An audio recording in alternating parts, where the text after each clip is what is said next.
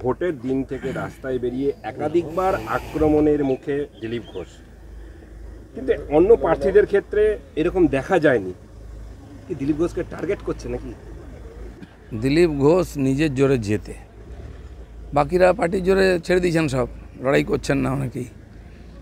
ওরা ভেবেছিল যে বর্ধমান সিটটা এমনি জিতে নেবে আর গুন্ডাদের দিয়ে নিয়ে জিতে নেবে।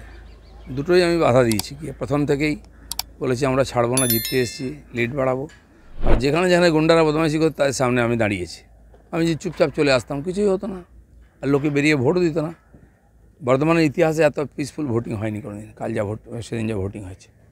যাদবপুর কেন্দ্রে অবনী কুমার মণ্ডল, বিজেপির তিনি কার্যকর্তা, আপনিও চেনেন, এবং তিনি সিপিএম থেকে বিজেপিতে এসেছিলেন 2013 সালে, এবং তিনি নির্দল হয়ে দাঁড়িয়েছেন এবং এখনও তিনি সাংগঠনিক পদে রয়েছেন।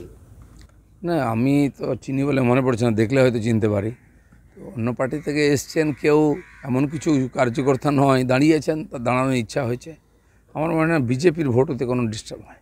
কিন্তু সাংগঠনিক পদে এখনও রয়েছেন, পার্টি ব্যবস্থা নেবে, দাঁড়াতেই পারে যে কেউ, গণতন্ত্রের সবার অধিকার আছে। এতে কি প্রভাব পড়বে?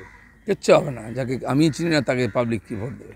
এত সহজ নাকি যে কেউ দাঁড়াবে আর ভোটে পরিবারের ভোট পাওয়া মুশকিল হয়ে যায় এইসব লোকের।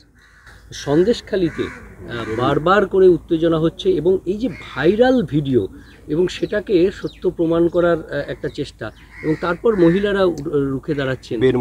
দেখুন, ওখানে মহিলারা আন্দোলন করছেন, যা বক্তব্য রাখছেন সেটা লোকে শুনছে। চালাকি করে পয়সা দিয়ে দুটো ভিডিও করে লোককে বোকা বানানো যাবে না। এই ধরনের চালাকি তখনই করে মানুষ যখন হেরে যায়। টিএমসির পিঠ একদম দেওয়ালে ঠেকে গেছে। ভোট উত্তর থেকে হয়ে হয়ে আসছে, দেখুন পিসফুলি ভোটিং হয়েছে। আমি তো মনে হচ্ছে 11 সালে হওয়া তো ভালো ভোটিং হয়নি, যা হচ্ছে সেটা ওরা বুঝতে পেরেছে। রাস্তায় মমতা ব্যানার্জির ভাষা শুনুন না, কী না বলছেন। শেষে আমি বলেছিলাম ইভিএমকে ধরবে, এখন ইভিএমের উপরে দোষ চাপাচ্ছেন। কেউ বাঁচাতে, ভগবানও বাঁচাতে পারে না ওদেরকে। এবারে আপনারা বলছেন জায়গায় জায়গায় আপনিবার 400 পার, আর দিদিমণি সেখানে বলছেন কালকে দাঁড়িয়ে আপনিবার পগার পার। দিদিমণি যে ভাষণটা দিয়েছেন কি 300 কত নাকি সিট পাবে, আমি বলছি আপনার ভাই শাহজাহানের টাকার অঙ্ক যত বাড়ছে আপনার ভোট তত কমছে। হ্যাঁ, আপনার শাহজাহানের হয়তো 315 কোটি টাকা হয়ে যেতে পারে, টিএমসি বা ইন্ডিয়া জোটের কোনো চান্স নেই 150 পার হয়। যেন এই যে বোকা বানাবার চেষ্টা আগেও করেছিলেন, হেরেছেন। 1 ডজন সিট কমেছিল, এবার আরেক ডজন কমলে দেখবেন শুয়ে পড়বে টিএমসি। পার্টি বলে কিছু থাকবে না, দরজা খোলার লোক থাকবে না পার্টি অফিসে। চতুর্থ ফেজ হয়ে গেল। প্রথম এসে অমিত শাহ বলেছিলেন 35 সিট পাবেন, তারপর 30-এ নাম নেমেছেন। এই চতুর্থ ফেজ হয়ে যাওয়ার পর আপনার কি মনে হচ্ছে সংগঠন? দেখুন, আমরা যেখানে দাঁড়িয়েছিলাম সেখান থেকে এগোচ্ছি, আর দেখা যাক কত দূর যাই। আমাদের দিকে পজিটিভই আছে। এই যে মানুষ মন খুলে ভোট দিচ্ছেন পশ্চিমবাংলায়, তাতে টিএমসির টেনশন বাড়ছে, বিজেপির ভোট বাড়ছে, সিট বাড়ছে। মিঠুন সভা থেকে বলছেন বাংলাকে কাংলা কাংলা বলছেন সভা থেকে, মূলত ওই লক্ষ্মীর ভাণ্ডার যে ঠিকই তো, যেখানে 500 টাকা দিয়ে লোককে বাঁচিয়ে রাখতে হয়, তো কাঙাল ছাড়া কি আছে?